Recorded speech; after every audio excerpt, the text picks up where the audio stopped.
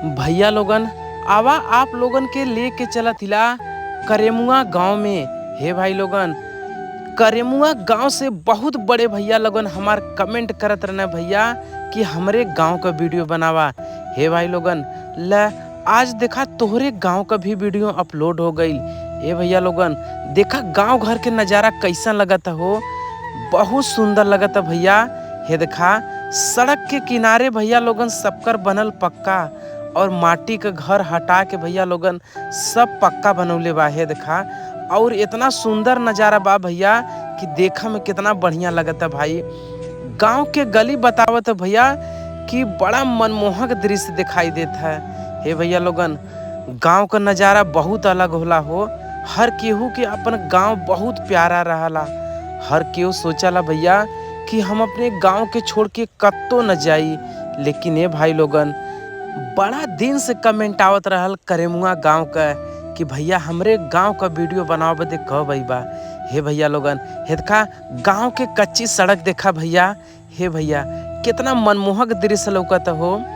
जे भी परदेश से देखत हुई भैया ना ओकर गांव दिखाई देते हुई तो बड़ा खुश हुईन भैया।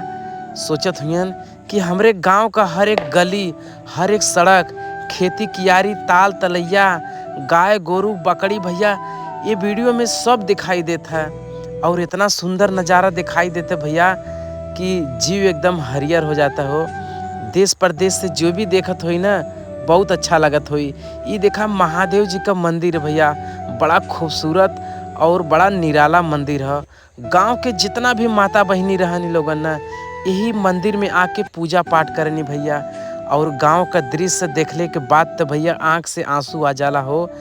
हर केहू का सपना रहला कि हम अपने गांव में ही रही। लेकिन भैया जीवन में अगर पैसा का कौनो काम न रहत भैया ना तो इतना मनमोहक गांव छोड़ के, इतना सुंदर नज़ारा छोड़ के भैया लोगन, इतना अच्छा गांव छोड़ के केहू देश परदेश न आवत हो। हे देखा माटी के घर भैया बड़ा हो तो अच्छा लगता है भैया लोगन। और इतना सुंदरता सजल बा ये गांव में भैया लोगन।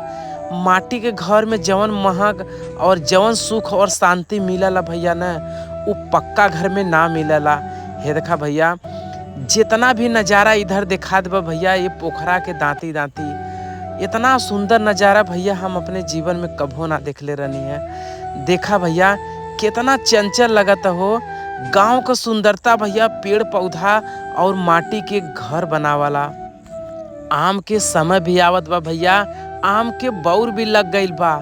लेकिन वो लइका ना दिखाथन भैया जवन बचपन में चक्का मार मार के आम तोड़त रहना। हे देखा ये गांव के पोखरा है भैया और इतना सुंदर पानी है मन का भैया, इतना निर्मल पानी दिखाई देता भैया कि का बता जा। न जाने कितने बड़े भाई लोगन बचपन में अपने नहा धोवत हुई यही पोखरा में से भैया खूब कूद कूद के।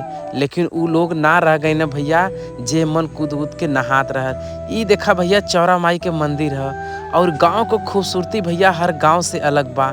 हे देखा मन तो करता भैया यही गाँव में रह जाई हो। केहू का मन न करी भैया कि ऐसन गांव छोड़ के देश परदेश जाके हम पैसा कमाई। लेकिन ये बड़े भाई लोगन अगर पैसा से कौनो चीज़ खरीदल ना जात न तो काश गांव छोड़ के केहू भी हमार बड़े भाई लोगन देश परदेश न जैतन। लेकिन जीवन में भैया पैसा बड़ी ज़रूरी हला। अगर गांव में रहबा से भैया तो पैसा छूट जाई, अगर पैसा कमाइबा तो गांव छूट जाई भैया। दोनों में से दोनों के अपनावा के बा। ये माटी के घर में बड़ा सुख और शांति मिलल है भैया। दादा पुरखा लोगन बड़ा मेहनत से बनौले हुन भैया, बहुत मेहनत कई के। हे देखा आज के समय में भैया ना ये बखरी के केहू ख्याल ना करत बा। सब पक्का बनवा बनवा के एकदम ठार से रहता भैया। लेकिन एक एक झुआ मट्टी रखा के रहत भैया ना तब समझ में आवत है कि दादा पुरखा लोगन कितना मेहनत कैले हुई ये माटी के घर बनावा में। अब तो देखा जिधर नहीं तिधर देखा भैया वह पक्का दिखाई देत हुई। अगर केहू के भैया कच्चा घर होइबो करी ना तो वो भैया ओके गिरा के तब पक्का बनवात हुई। लेकिन वो सुकून न पावत हुई भैया जवन माटी के घर में रहला। हे देखा मड़ई के नीचे भैया अगर सूझ जाना तो बिना बिछौना के नींद आ जाए भाई लोगन। भाई लोगन तोहरे गांव के वीडियो बनावे में बहुत मेहनत लगल है। तो जितना लोग हमार वीडियो भैया देखत है ना, वो ये वीडियो के शेयर जरूर करिए भैया लोगन, भूलिया मत। काहे से कि वीडियो बनावे में भैया ना बड़ा मेहनत लगल और बड़ा घाम रहल जब भी वीडियो बनावत शुरू कैले रहनी। हे देखा भैया, हनुमान जी का मंदिर है भैया, और यहाँ कुछ कार्यक्रम भी होता भैया, और गांव का सड़क बतावत भैया, लोगन के बुलावत है कि भैया परदेश से कब अइबा। ये सुनहरा गांव छोड़ के भैया गांव का सड़क गली सब बुलावला भैया, क्यों परदेसी ना रह गई ना भैया, जौन परदेसी लोग एक गांव में रहना। हे भाई लोगन, तो इतना अच्छे से वीडियो बनाई ले तो लोगन के गांव का, लेकिन भैया लोगन सपोर्ट जरूर करिए भैया। तो जितना लोग हमारे पेज के फॉलो न कैले हुआ भैया ना, वो लोग फॉलो कर लिहन और वीडियो के शेयर जरूर करिए भैया। काहे से कि बड़ा मेहनत से वीडियो बनावत थी, और गांव को सुंदरता तो बतावत भैया कि हर गांव सबसे अलग बा। ये गांव का खूबसूरती है देखा सबसे अलग बा भैया। गांव घर का नज़ारा देखले के बाद तो दिल एकदम गदगद हो जाला।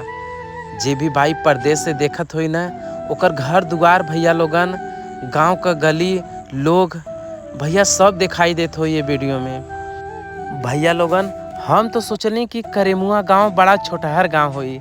भैया जब वीडियो बनावे आईनी ना, तो भैया जब घूम घूम के पूरा गांव का वीडियो बनावे पड़ल भैया, तो बड़ा दूर तक ले रहल करेमुआ गांव भैया। बतावत ही भैया कि ये छोटा मोटा गांव ना है भैया लोगन, बहुत दूर तक ले गांव बाटे। और गांव का ये सब चीज़ जौन दिखात भैया ना, यह सब चीज़िया परदेश में न मिली देखा बदे हो। गांव का सड़क, गांव का नीमी के पेड़, और गांव में खेलल कूदल ऊ याद। हे भाई लोगन देखा कितना मनमोहक दृश्य लौकत हो। गांव जवार के वीडियो भैया लोगन ऐसे हम बनाइला। जे भाई गांव जल्दी न आवत हो भैया, वो परदेश रहते हुए भी हमरे वीडियो के माध्यम से भैया वो अपन गांव गिराव देख सकत होई। ओकर याद आवा तो हो सकला भैया कि वो बड़े भाई एक दिन गांव जरूर रहिहन। और बहुत ऐसन भाई लोगन होंगन जौन गांव छोड़ के परदेश में बसल होंगन भैया। तो भैया साल 2 साल में नहीं तो 1 साल में एक बेरी गांव का चक्कर जरूर काट लेवल कर भैया। गांव के चारों तरफ वह हरियाली बा भैया, इसमें गेहूं और सरसों का खेती चारों तरफ से भैया वह घेर के रखे बा एकदम। हे देखा ये सब जौन सड़किया देखा था भैया ना, इहो सब चीजिया परदेशवा में ना देखा के मिलला। जब वो गांव वापस अइबा तब भैया दुआरी पर नीमी के पेड़ लौकी, और बगल में गोहरी ऊपर और लौकी। हे देखा ये गांव का सड़क सब कुछ बयां करत भैया कि वो लइका भी ना है नहीं गांव में, जौन लइका टायर ले लेके पूरा गांव के गली गली घूमत रहना भैया। अब तो वो बड़ा हो गई ना, और बड़ा भइले के बाद भैया वो देश परदेश कमाए भी चल गई ना। आम के बगीचा भी इंतजार करत है भाई लोगन, गांव के हर एक गली भी इंतजार करत है कि वो लोग कब आई हैं। ये भैया लोगन एक बेरी ना गांव जरूर आ जाल कर हो साल भर में। हे देखा बड़ा याद छुपल रहा भैया। हे देखा मड़ई छावल रहा भैया हो, मड़ई छावल रहा। अब ई होला कि उमन सुतले के बाद इतना बढ़िया नींद आवत है भैया कि का बताया जाए। इतना सुंदर गांव भैया, इतना मनमोहक दृश्य लोग दिखाई देता है, देखने के बाद तक करेजा एकदम हरियर हो जाता भैया। कि गांव जवार का सीन भैया परदेश रहते हुए भी हम आप लोगों के दिखावत ही भैया। बड़ा मेहनत करके ये वीडियो के बनावली ये भाई लोगन। जितना भी हमार वीडियो बनेला भैया, हम साइकिल से जा जा के भैया 2-2 4-4 किलोमीटर से जितना भी लोगन का कमेंट आवत रहा भैया, वो गांव गांव जा जा के हम वीडियो बनाई ले भैया। तो लोगन सपोर्ट ना करबा तो हमारा हौसला घट जाइए भैया लोगन। एक प्यारा सा कमेंट, और ये देखा महादेव जी का मंदिर है भैया, एक प्यारा सा कमेंट और ये वीडियो को शेयर करबा ना, तब हमरे दिल के लगी कि हाँ भैया हमार वीडियो बनावल सफल हो गई। हे देखा कितना मनमोहक दृश्य लौकता हो गांव जवार के। ए भाई लोगन बड़ा कम रहेला हो। हे देखा कच्ची माटी के घर ए भैया। हम कहली ना कि दादा पुरखा के बनावल चीज पर अब केहू ध्यान ना देथला। अब तो सब पक्का बना बना के मस्त से रहत बा भैया। अब कहाँ गयल वो मेहनत भैया लोगन, जौन हमार दादा पुरखा लोगन बड़ा मेहनत कैले हुई। अब तो एक झुआ माटी उठाओ बदे कह जाई ना भैया, तो गोड़ पिराए लगे, टांग पिराए लगे। तो गांव का गली बतावा तो भैया कि जल्दी से परदेश से वापस आवा गांव में। गांव का हर एक चीज, ताल तलैया भैया लोगन, गाय गोरू बकरी सब इंतजार करत है कि वो परदेसी कब अइहन जवन ही गाँव में रहना। हे भाई लोगन, तो गांव घर से तो हमहू है भैया, और गांव घर से तुम हुआ। अगर हमार वीडियो अच्छा लगा तो पेज के फॉलो कर ले हा, और वीडियो के शेयर जरूर कर दे हा। देखा भैया लोगन, ये स्कूल हला चौधरी ब्रह्मदेव सिंह इंटर कॉलेज। हे भाई लोगन, सिंधोरा से जौन फूरपुर रोड गला ना, वही के बीच में करेमुआ गांव में पड़ाला। हे भैया लोगन, इमन बड़ा नीमन पढ़ाई होला हो। वीडियो तो बना ले ली भैया, लेकिन वीडियो के शेयर जरूर करिए लोगन।